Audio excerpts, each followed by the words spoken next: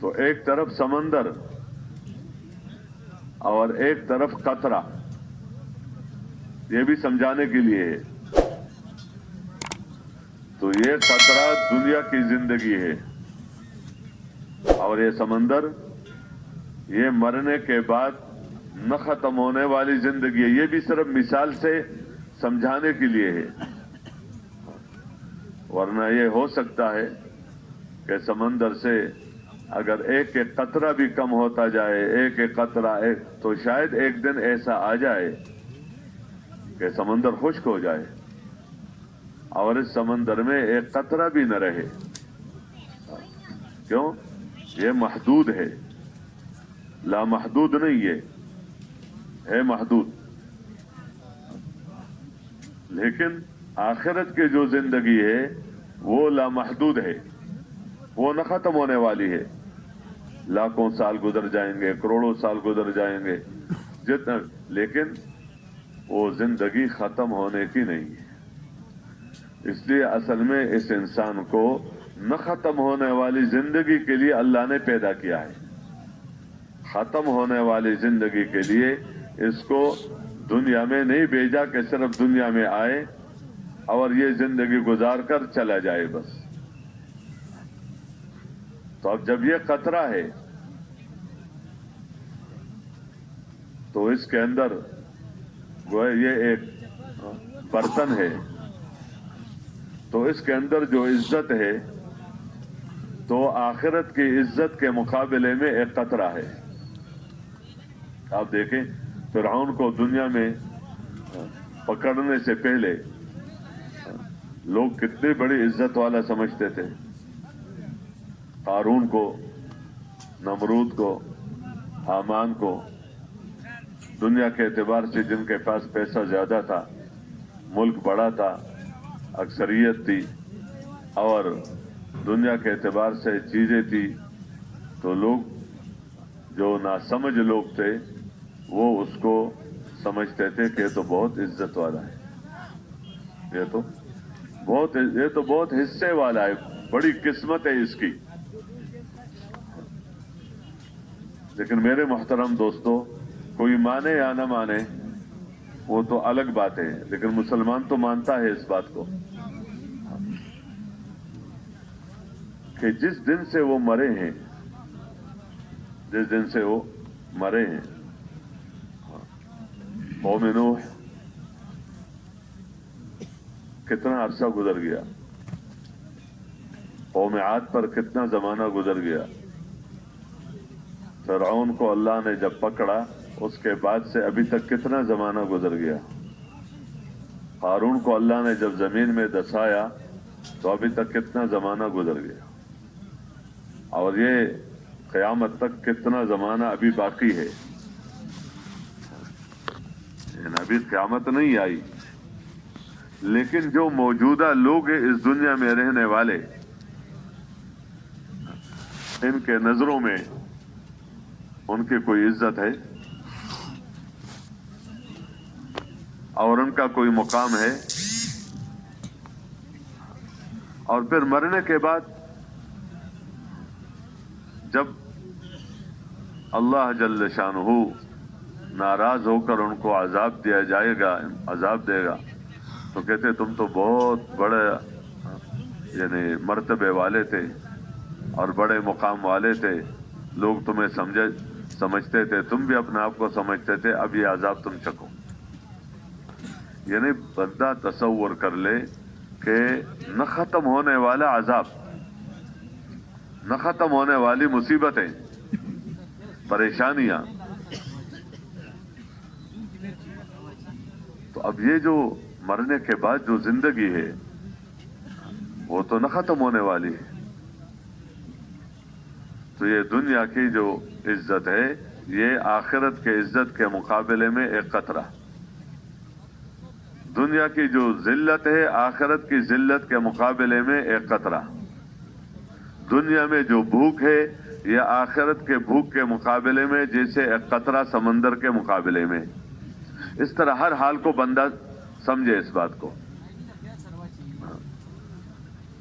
تو اگر ایک بندہ इस दुनिया में एक कतरे के बराबर खुशी उसको मिले और फिर समंदर के बराबर परेशानियों में उसको दाखिल कर दिया जाए तो कितना नुकसान होगा इसका। अगर दुनिया में इसको मिले भी और मरने के बाद न खत्म होने वाले मुसीबतों में तो कितना नुकसान होगा। रोएगा, पीटेगा और माफिया मांगेगा और हर किस्म की तमन्ना करेगा कि मुझे वापस कर दिया जाए ताकि मैं नेक अमाल करके आ जाऊं, लेकिन वापसी की कोई शक्ल तो नहीं होगी। और अगर वापस भी कर दिया जाए तो अपने इस खराब अमल की वजह से वो फिर दोबारा वही अमल अपने अमलों को बिगाड़ेगा। इसलिए एक हदीस पाक में हुजूर पाक सल्लल्लाहु अलैहि वसल्लम ने दो इंसानों का वाक़या बताया है इसी ज़मन में कि क़यामत के दिन एक इंसान को पेश किया जाएगा अल्लाह के सामने। ये इंसान वो होगा जिसने दुनिया में सबसे अच्छे हाल में ज़ाहिरी तौर पर जिंदगी गुजारी है। उसके लिए हदीस पाक में जो लफ्ज़ आया है बेअनअम मिन अहल दुनिया, कि सबसे ज्यादा नेमतों वाला, सबसे ज्यादा, जैसे बंदा चाहता है ना, तो सबसे ज्यादा नेमतों वाला इंसान, लेकिन अपने आप को दुनिया के लिए समझाता और आखिरत को सामने रखकर अपने आमाल को बिगाड़ा था, जिंदगी था तो दुनिया के एतबार से सबसे ज्यादा नेमतों वाला, लेकिन कुफर के साथ था, शिर्क के साथ था, बेदीनी के साथ था, आखिरत के इनकार के साथ था। तो अल्लाह जल्ल शानहू क़यामत के दिन फरिश्तों को फरमाएंगे कि इस बंदे को लेकर जाओ और जहन्नम में एक डुबकी दो, बस एक। फरिश्ते हुक्म पूरा करके वापस लाकर अल्लाह के सामने उस बंदे को खड़ा कर दिया जाएगा। अल्लाह जल्ल शानहू से पूछेंगे, ये मिसाल भी हुजूर सल्लल्लाहु अलैहि वसल्लम ने बताया है, ये वाक़या कि ये होगा। तो अल्लाह जल्ल शानहू उस बंदे से पूछेगा कि ए मेरे बंदे, ये बता कि तूने कभी नेमत देखी भी है? हल रअयत नेमतन क़त, तेरे पर कोई अच्छा हाल गुजरा भी है? कोई कभी अच्छा हाल तेरे पर गुजरा है? तूने कोई अच्छा हाल कभी देखा है? तो ये बंदा अर्ज करेगा, वल्लाहि मा रअयतु नेमतन क़त्तु, कि अल्लाह की कसम मैंने कभी नेमत देखी भी नहीं है, मेरे पर कभी अच्छा हाल गुजरा ही नहीं है।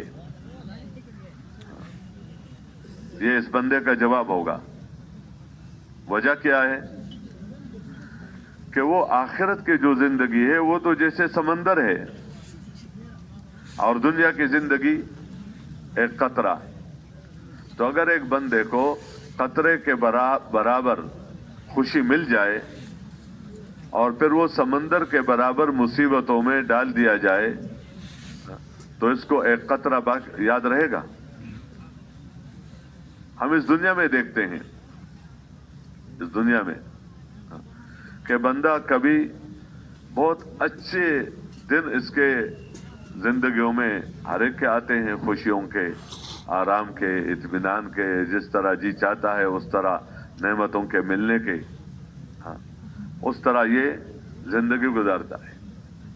लेकिन कभी जब गुर्दे में अल्लाह सबकी हिफाजत फरमा दे, पथरी आ जाती है, दांत में दर्द हो जाता है, दिल में दर्द उठता है,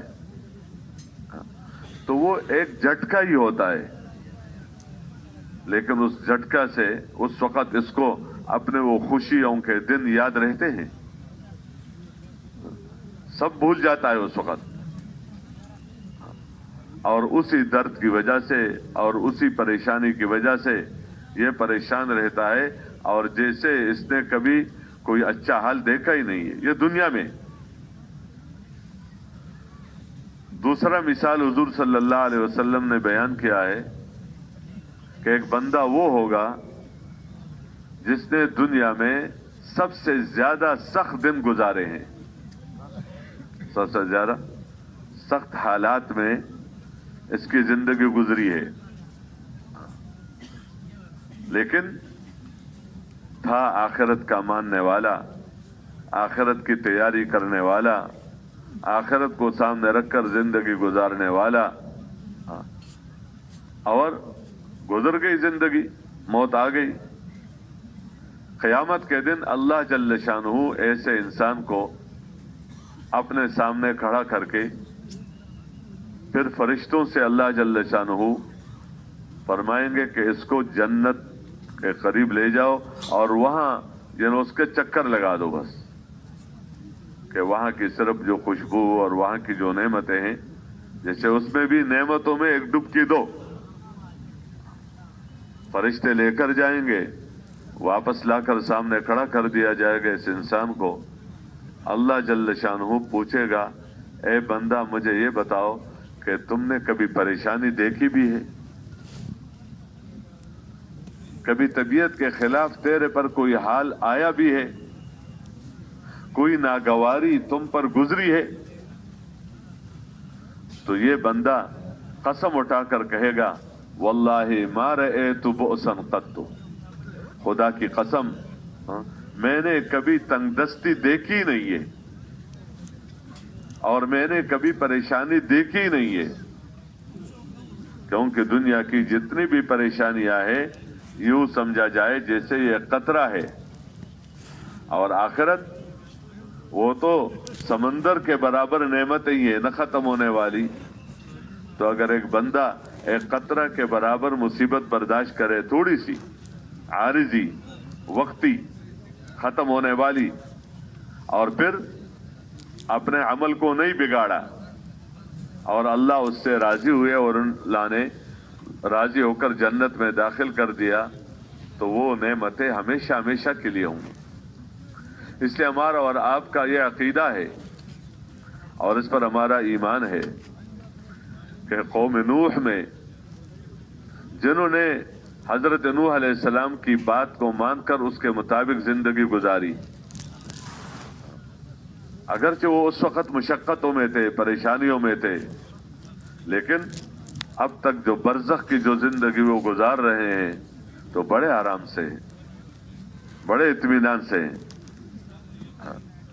قوم عاد میں اگرچہ چند آدمیوں نے حضرت ہود علیہ السلام کی بات مانی تھی, لیکن ابھی تک وہ آرام سے زندگی گزار رہے ہیں.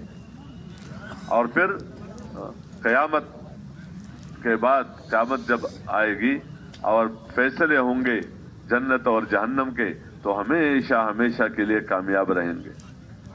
موسیٰ علیہ السلام کے ماننے والے اور موسیٰ علیہ السلام کے اتباع کرنے والے اگرچہ ظاہراً میں دنیا کے اعتبار میں فرعون کے نیچے دبے ہوئے تھے, لیکن آخرت کو سامنے رکھ کر زندگی گزاری, تو یہ ہمارا عقیدہ ہے کہ اس میں ایک بھی ناکام نہیں ہے. اس طرح جتنی بھی قومیں گزر چکی ہیں, تو ان قوموں میں جنہوں نے اپنے پیغمبر کی بات مانی ہے ان میں سے کوئی ایک بھی ناکام نہیں, اور جنہوں نے نہیں مانی ان میں سے کوئی ایک بھی کامیاب نہیں.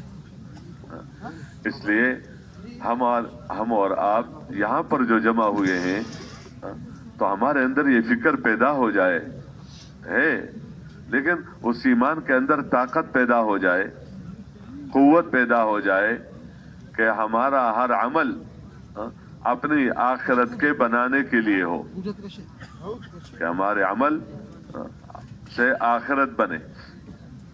وجہ یہ ہے کہ اس دنیا اور آخرت دونوں جہانوں کے حالات کو اللہ نے اعمال کے ساتھ جوڑا ہے.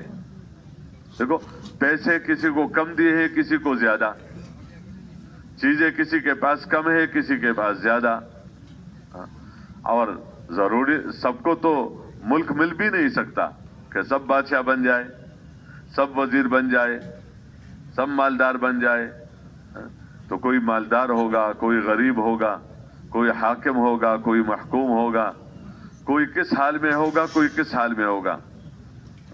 तो पैसे तो अल्लाह ने किसी को थोड़े दिए हैं, किसी को ज्यादा दिए हैं, लेकिन मेरे मोहतरम दोस्तों और बुजुर्गों और भाइयों, जो अमल है इंसान का बदन, ये अल्लाह ने सबको बराबर दिया है। सर से लेकर पैर तक बंदे को जो सरमाया मिला है, ये सरमाया एक गरीब आदमी का और मालदार आदमी का बराबर है।